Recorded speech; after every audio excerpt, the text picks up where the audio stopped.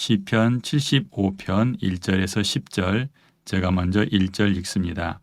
하나님이여, 우리가 주께 감사하고 감사함은 주의 이름이 가까움이라. 사람들이 주의 기이한 일들을 전파하나이다. 주의 말씀이 내가 정한 기약이 이르면 내가 바르게 심판하리니, 땅의 기둥은 내가 세웠거니와 땅과 그 모든 주민이 소멸되리라 하시도다. 셀라. 내가 오만한 자들에게 오만하게 행하지 말라 하며 악인들에게 뿔을 들지 말라 하였노니, 너희 뿔을 높이 들지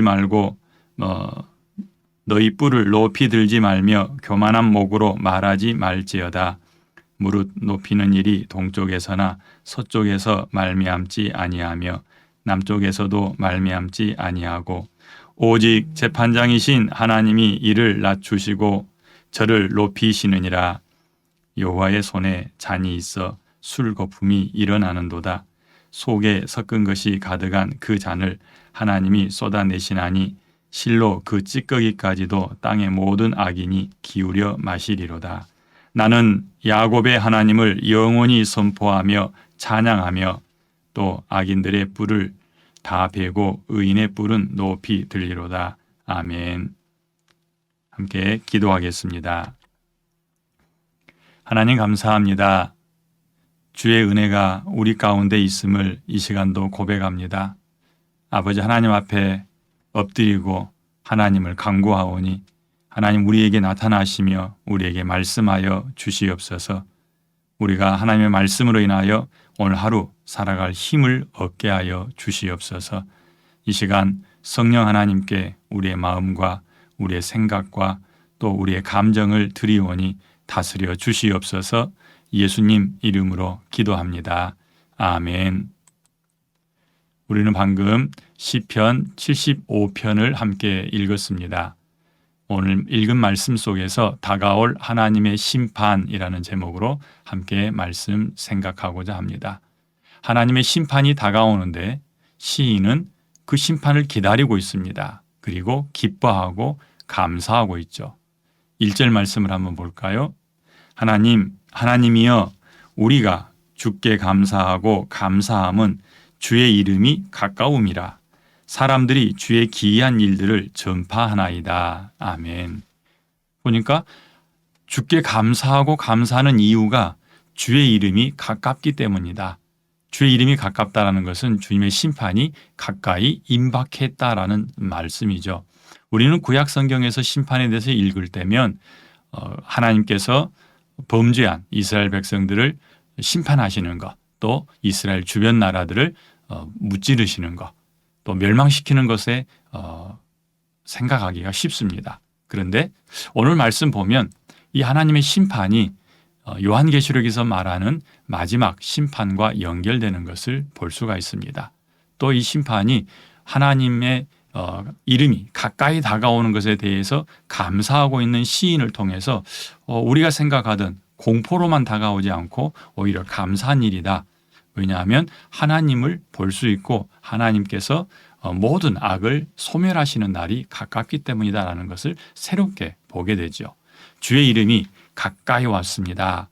사람들은 하나님의 기이한 일, 하나님이 행하신 이 심판의 일을 다 말합니다. 그러니 우리는 그 하나님의 심판 날을 기다립니다. 이렇게 말하는 거죠. 그런데요, 구약 성경에서 하나님의 심판이 나타나는 주요 3가지 경로가 있습니다. 그것은 전쟁과 기근과 전염병입니다. 하나님은 전쟁과 기근과 전염병을 통해서 하나님을 떠난 사람, 하나님께 불순종하는 사람, 교만한 사람들을 징계하시고 심판하셨습니다. 하나님께서 이렇게 3가지 전쟁과 기근과 전염병을 보내시는 이유가 있습니다. 그것은 하나님이 기대하시는 목표가 있기 때문입니다. 하나님은 자기 백성으로 또 모든 민족으로 회개하고 하나님을 인정하기를 원하십니다. 우리가 계속해서 에스겔서도 묵상하고 있는데 에스겔서에 자주 나타나고 있는 구절이 그것으로 인하여서 그들이 내가 여호와임을 알리라라는 말씀이죠. 하나님께서는 하나님 자신이 언약을 지키시는 여호와임을 심판을 통해서 알리시겠다라고 말씀합니다. 그런데 이렇게 알리시는 것은 좀 더 구체적인 행동이 포함되는데 그게 뭐냐면 받는 사람들로 하여금 하나님을 안 후에 깨닫고 자기 죄를 자복하고 회개하고 하나님 앞에 돌아오는 것을 목표로 하고 있다는 겁니다.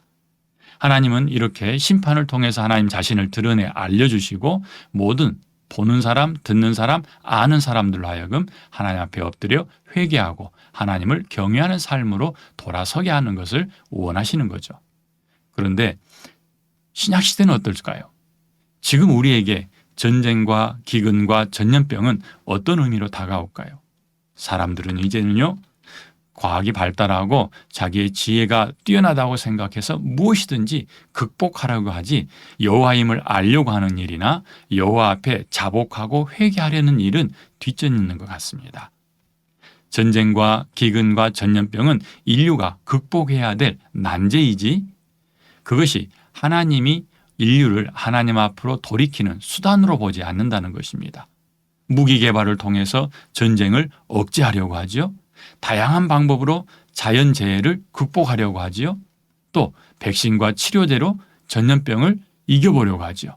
그러니까 이런 일들이 나타날 때 하나님 앞에 엎드려서 하나님 무엇이 문제입니까? 내가 무슨 죄를 회개하고 하나님 앞에 돌아서야 합니까? 이렇게 자기를 돌아보고 성찰하는 시간을 갖기는커녕 오히려 연구실로 들어가서 어떻게 하면 빠른 시간 내에 개발해낼까? 어떻게 하면 더 강한 무기를 만들어내서 전쟁이 일어나지 않게 할까? 또 어떻게 하면 이 자연재해를 극복할 수 있을까? 이렇게 골몰하다는 얘기입니다.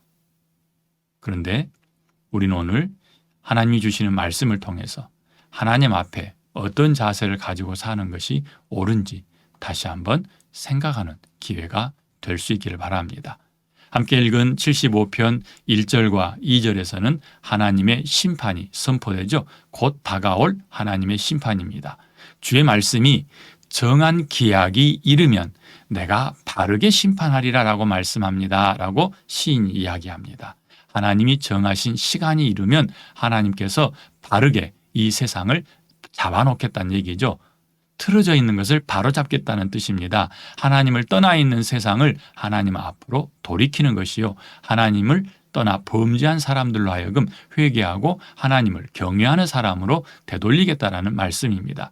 신약에서도 최후 심판을 통해서 예수 그리스도의 재림을 통한 마지막 심판이 일어나면 그 심판은 멸망시키고 없애는 게 아니라 회복시키는 겁니다. 처음으로 회복되는 거죠.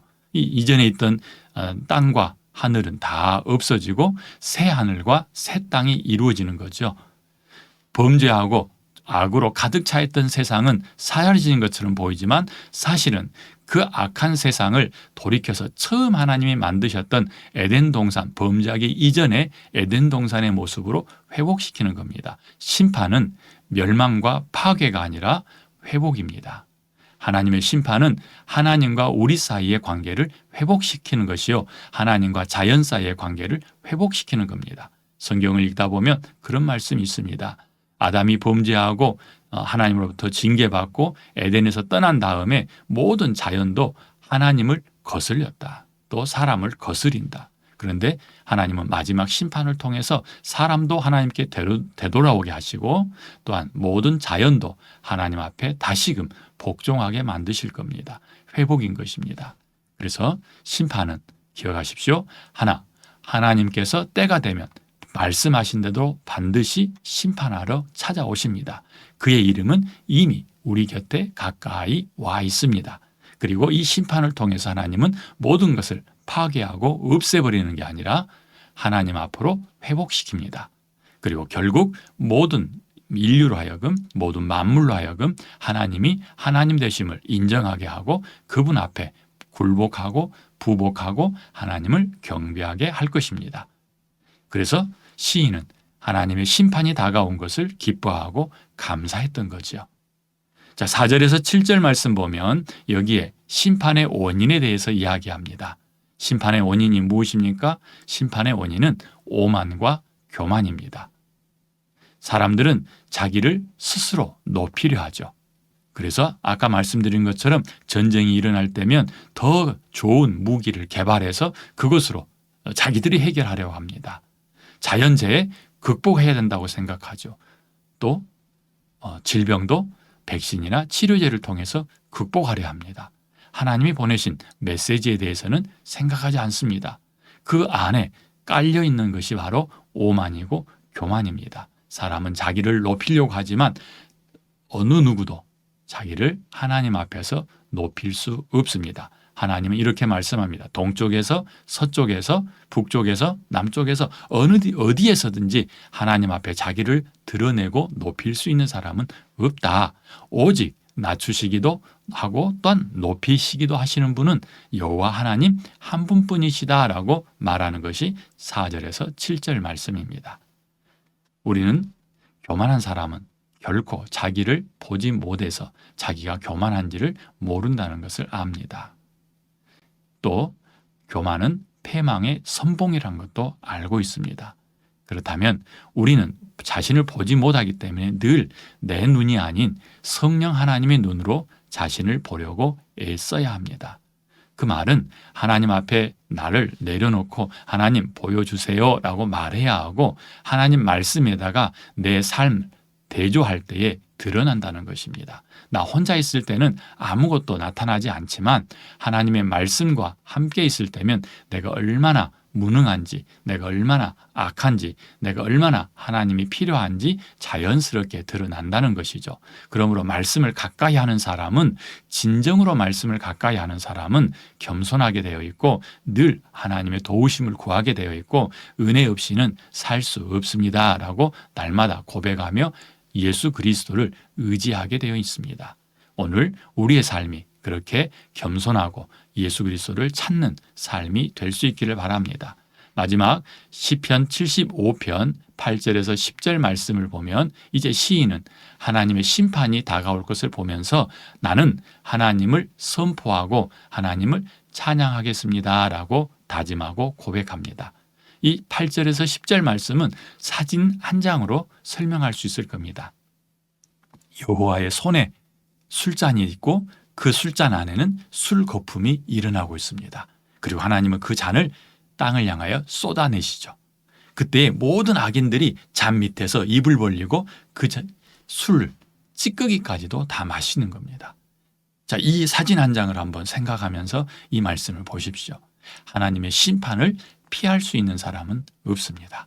하나님의 심판이 쏟아 부어질 때에 그것을 극복할 수 있는 사람도 없습니다. 시인은 이렇게 말합니다. 하나님께서 쏟으실 때에 모든 악인이 그 찌꺼기까지도 다 마시게 될 거다. 반드시 이 말 하나님의 심판을 다시금 강조하는 겁니다.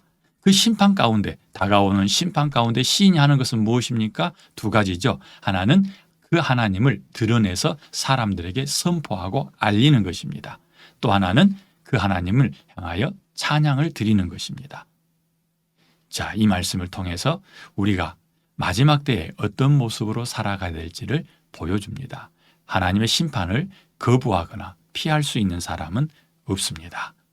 우리가 할 수 있는 일은 심판하실 하나님, 곧 다가올 하나님의 심판에 대해서 알리는 것과 그 하나님을 찬양하고 기다리는 것뿐입니다. 하나님이 찾아오셔서 모든 것을 바로 고쳐놓고 바르게 심판하심으로 회복시키실 것입니다. 그 날에 우리는 온전히 하나님을 얼굴과 얼굴로 마주대하면서 기뻐하고 하나님 앞에서 감사와 구원의 노래를 부르게 될 것입니다. 오늘 예수 그리스도의 십자가 아래 우리 자신을 내려놓고 겸손한 모습으로 살아가되 다가올 심판을 의식하며 사는 삶이 있기를 바랍니다. 기도하겠습니다. 하나님 감사합니다. 오늘도 이 말씀을 가지고 하나님 앞에 엎드립니다. 아버지 하나님, 우리에게 시편 75편을 통해서 다가올 하나님의 심판에 대해서 생각하게 하셨사오니 하나님 이제 그 심판을 어떤 자세로 맞이해야 할지 고민하면서 오늘 하루를 보내게 하여 주시옵소서. 심판을 통해서 하나님이 땅을 회복시키시고 자연을 회복시키시고 하나님 나라를 회복시키실 줄 믿습니다. 그냥 멸망당할 걸로만 생각하고 두려워하지 말게 하시고 하나님의 심판을 기다리는 바른 자세를 갖게 하여 주시옵소서. 이 아침에도 하나님 앞에 머물 때에 하나님 우리에게 기도할 거리를 생각나게 하여 주시고 하나님을 찾을 때에 우리를 만나 주시옵소서.